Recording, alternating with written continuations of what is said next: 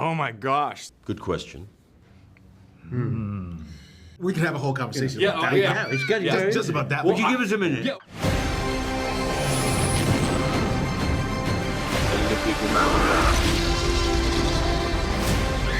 Where we're going, we don't need roads. Mr. Reeves, an honor to see you again, sir. Thank you, sir. Good morning. So much of this movie is about, and the series as a whole, about rules. Like no finding on the continental grounds, the rules of the marker. I'm just sort of curious for you, as a human being, as a man, as an actor, what's the most important rule you live by? Oh my gosh, the rule on the fridge. The rule in the heart. What's the rule? Never mistake your presence for the event. What do you mean by that? I'm in this movie. Yes, sir. Been in a lot of movies. And we have these situations where we have to talk about the movie. The movie is the event, not me. Be on time. I don't always succeed, but try to be honest. I know I'm terrible with rules. I'm not really good. I'm usually kind of not breaking them, but you know, there's some rules that make sense. Mine is, it's always the same thing, you know, respect all, fear none. You know, so that's kind of my whole thing. My mom is just like, you know, we're all human. You got to respect them all, but there's no need to be fearful because we all breathe the same air. So that's my thing. But also in Hollywood, I mean, there's a lot of bullshitting. Yeah. Well, that's what I meant by being on time.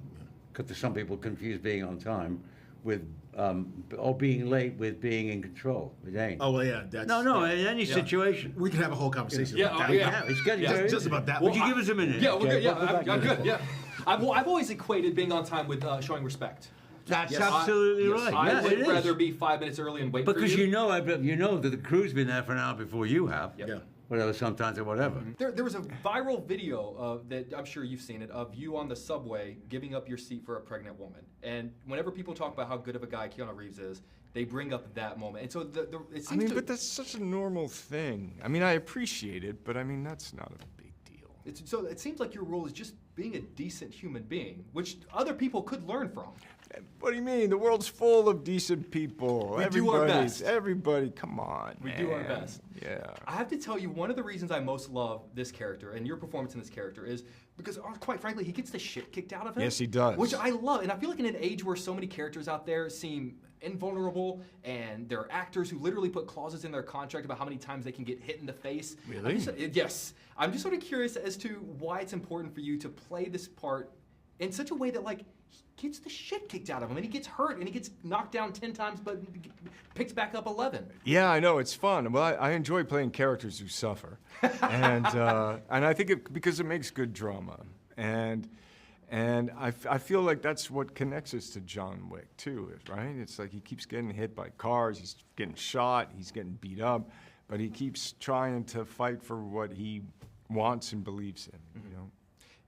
I'm a fan of a good suit. And I love a good suit. And I'm thinking about, and your suit's fantastic, but over the course of your career, you've played characters who, like, the wardrobe is so perfect to them and what they're doing, whether it's this or The Matrix or Speed or Bill and Ted. I'm sort of curious, over your career, Constantine, exactly. Yeah. What is the article or the piece of clothing over your entire career that gave you the most as an actor?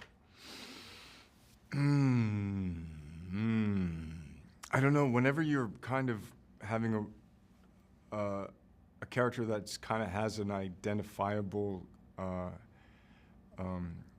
costume, clothing characteristic, that's your performance and who you are as a character is so tied into that. Off the top of my head, I would say the suit for John Wick and maybe, you know, the colors and wardrobe of Ted Theodore Logan probably infused the biggest thing. It's amazing how when we saw you back as Ted again, in that it just felt so natural. And it's just such a statement. It's such too. a weird thing. I know, These but gray dressed pants. But you like, rocked it. Kind of orangey shirt. You look good. You look damn good. I was talking about all the incredible projects you've been a part of which I know that there are different fans for each. Different fans will approach you for John Wick or Speed or The Matrix or whatever the case may be.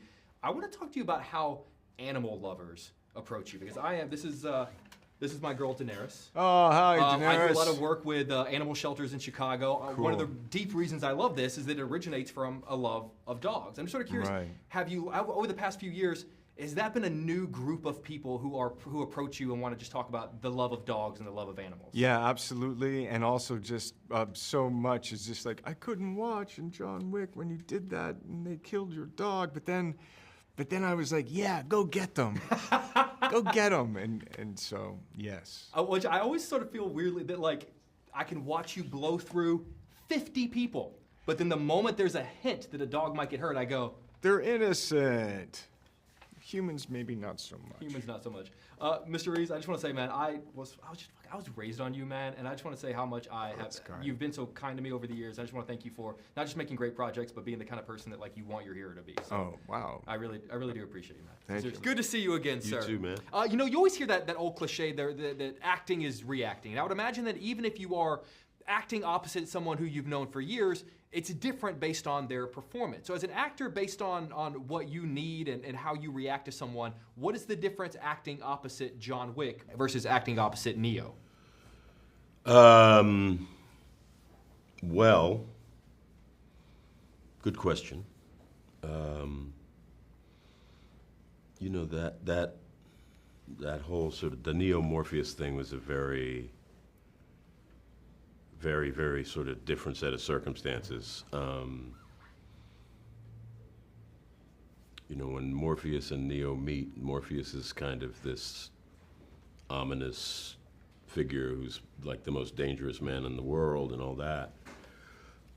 It's quite the reverse in John Wick. You know, John Wick is the most dangerous man in the world. and the Bowery King is,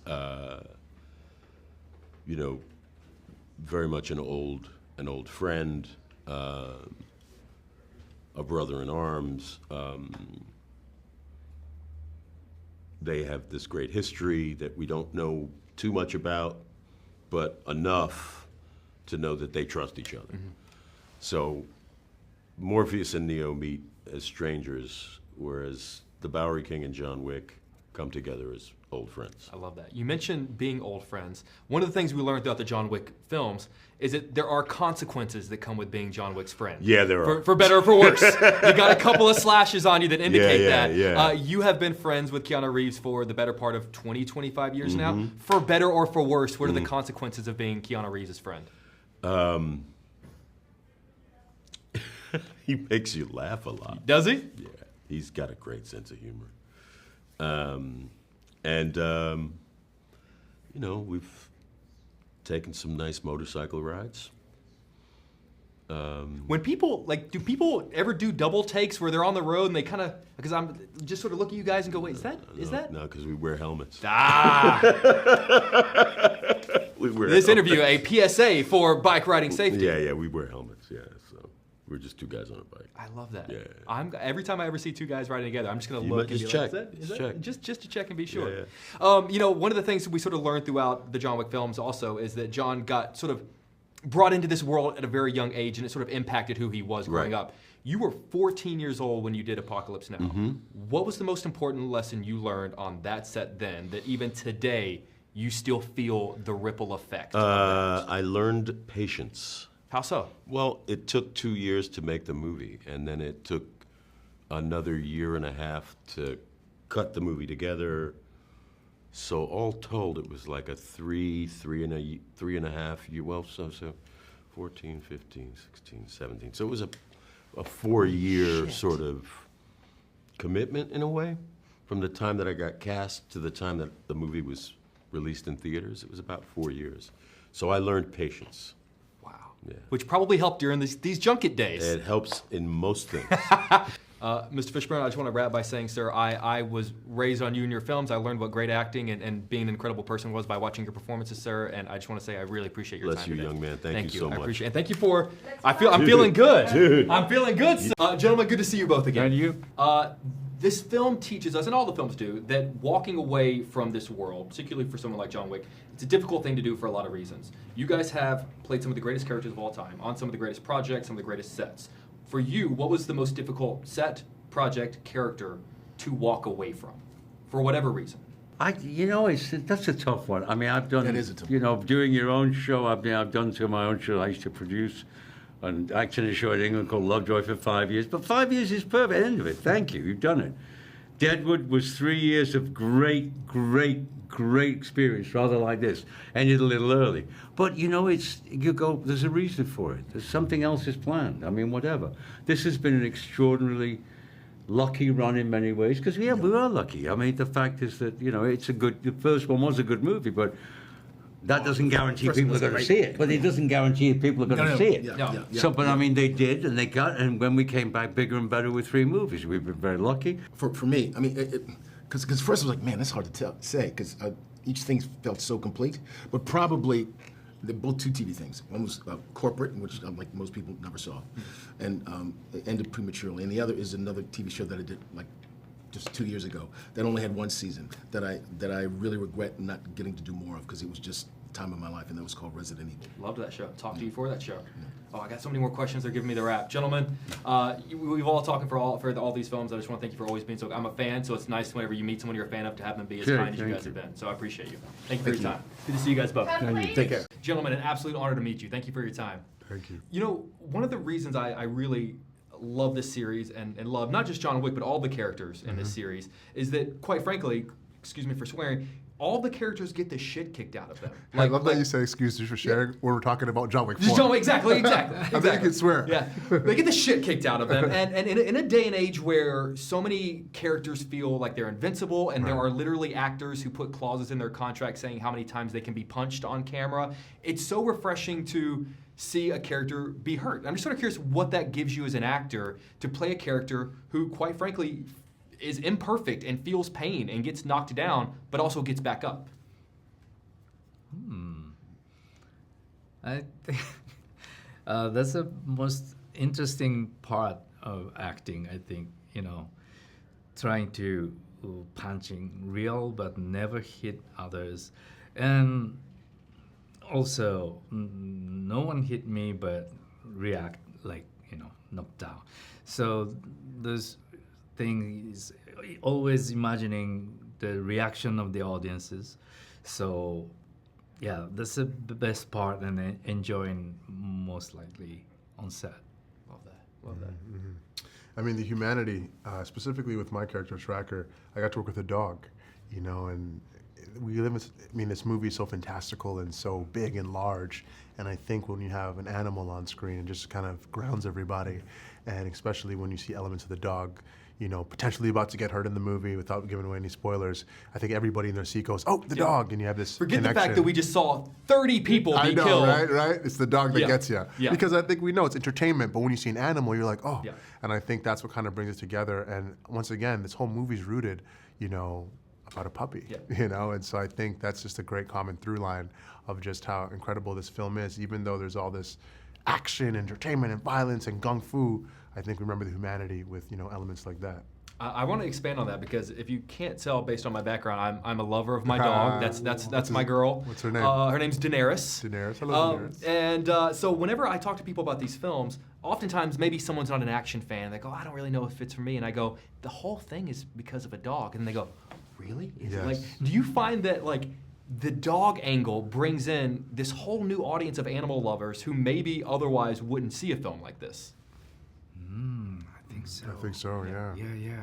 And what does it say about us then that I am perfectly fine watching 150 people be annihilated, but there's a moment where the dog might get shot, and I'm like, no, I'm out, I can't do it. What does that, does that make me a bad person? It makes you it questions the fact that you're probably a dog in your past life. That's what it was. I think we're all dogs in our past life. I think that's the answer. The best people are dogs in their past lives. The best people in the world. I appreciate that. Yeah. Guys, I cannot thank you enough for taking the time. You guys were absolutely flawlessly brilliant in this, Thank you, I know you have a busy day, so I appreciate you taking the time. Congratulations on just an amazing movie. And we don't say it if we don't like it because we do junkets every day. Sometimes we just go, It's not bad. it's a film. It exists. You're in it. But no, guys, we love it. So seriously, thank you for your time. Thank I you. appreciate Thank you. you. I We're really real appreciate honored. it. Thank you very much. Thank you. Good to see you again, my friend. Thank you so much. I want to ask about what has to be a very specific moment in a series of circumstances for this to happen. With your history with stunts, with Keanu's history with stunts, I want to talk about what it takes, what sort of situation has to occur for you to walk over to Keanu on set of a John Wick film and say, I think we should let the stunt guy do this. What sort of world does that have to be? Well, again, I'll give you at least my perspective on stunts from when I was a stunt coordinator and stuff. A stunt, the way you define it, is okay, like, yes, we try not to light cast on fire, but if you were comfortable, rehearsed it, I would put a small burn on your leg and we'd go over it. It depends on my gauging of you. If I think you're a capable human and you're comfortable with it, that no longer becomes a stunt, it's a special ability. It's when you go outside of what I think your limitations or capabilities are. Some people's capabilities exceed their limitations, and you can go, like Keanu, as far as martial art choreography and driving goes, he is better in a car than I ever was as a stunt guy. He does more choreography and executes the memorization of the moves, safety with the gun thing, better than I would say 95 to 98% of any stunt person I've ever seen. Okay, so when he fights, is that a stunt? It has a stunt element to it, it is action-based, but do I think his capabilities exceed what we would think the limitations would be? Yes, he's absolutely qualified. Now, if I were gonna have Keanu get hit by a car, okay, that's where we draw the line. Like, even a talented stunt guy getting hit by a car, there is a chance something goes wrong. There's a chance you get nicked or the angle's wrong and you land on your head, and then that's a bad thing, or you sprain an ankle on the down or something. Like, that's a no-go. Like, if you asked me to do, like, all the wire work we did in Matrix, Keanu had prepared so much in wire work. Like, at the time, I would never have put a cast member on a wire, but because we spent a year with, you know, some of Hong Kong's best team in Australia and US, you know, stunt riggers, like, yes, he was trained for it. Now he's doing triple backflips over the set on Matrix. You're like, yes, that's within it. It's just when you get the risk factor goes up or the probability of success goes down, you draw the line, that's a stunt, that's a no-go. And believe it or not, I don't think Keanu's ever had a debate. He knows as good as we know what it is. It's like, you're gonna slide around a car, spin it twice, you're gonna tag these two guys in the second wick, and then you're gonna back up, smash this guy. He's like, all right, got it. And I was like, yeah, you know, he's like, what are you doing here? Oh, this is wearing, you know, Keanu stunt double for, was a French stuntman named Vincent. And we're like, okay, he's like, we're gonna throw Vincent down the stairs, and he's gonna go down about 100 steps, and he's gonna keep going for another 100.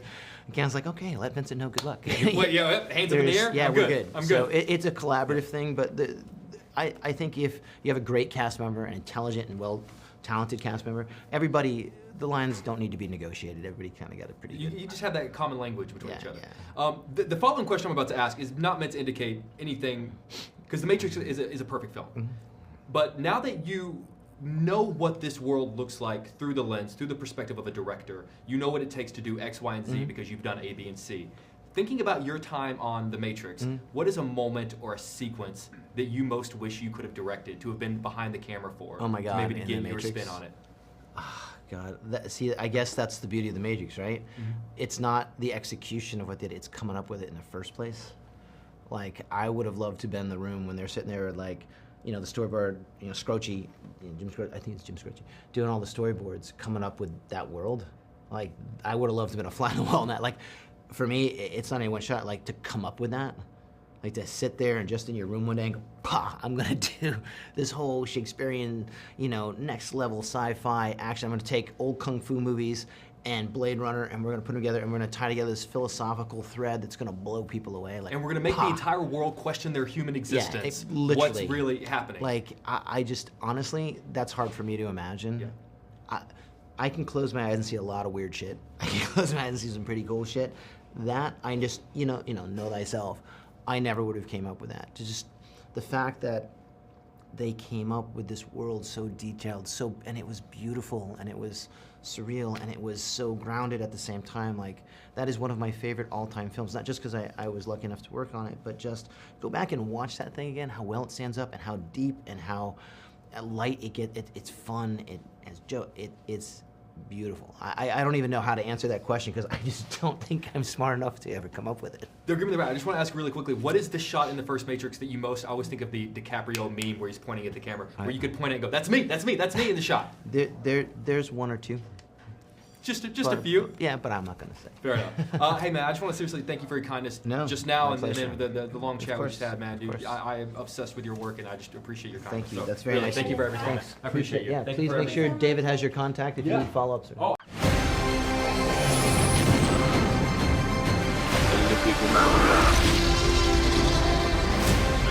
Where we're going, we don't need roads.